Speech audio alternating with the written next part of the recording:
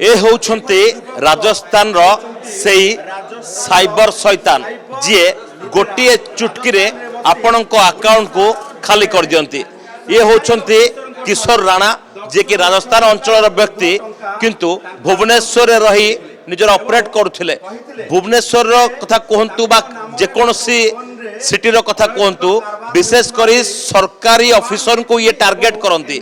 जड़े सरकारी डायरेक्टर को ये पखापाखि 12 लाख टंकार चुना लगाई जो समय रे राजस्थान जोधपुर एक बैंक रु 11,80,000 टंका विड्रॉ करुले से समय रे अंकर सीसीटीवी फुटेज को वर्तमान सुधा जबत कर जायछि। जो लोकों को फोन करती तांको निज माया जाल रे फसांती।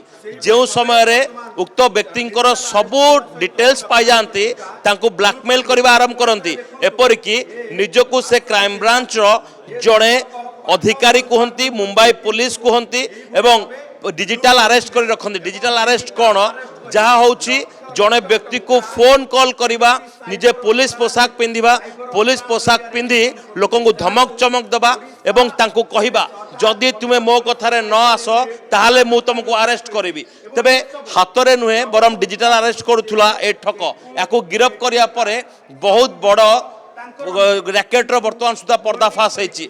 विभिन्न समय आपण देखुथिबे जे फोन कॉल आसुथिबो एवं फ्रॉड कॉल आसुथिबो। ए फ्रॉड कॉल चेहरा प्रथम चेहरा आपण देखुचंती ए लोक जे कि गोटिए फोन कॉल रे आपण को अकाउंट खाली कर दोतला। एबे पुलिस गोटिए सीधा सड़क मेसेज देछि जदि आपण को किए पुलिस ना रे फोन कॉल करूची ताहले आपण टिके सतर्क हो जांतु आ टिके सावधान रहंतु नहले एई बळी किछि ठक आपण को कष्ट उपार्जित धन को मात्र गोटिए सेकेंड रे खाली कर देबे।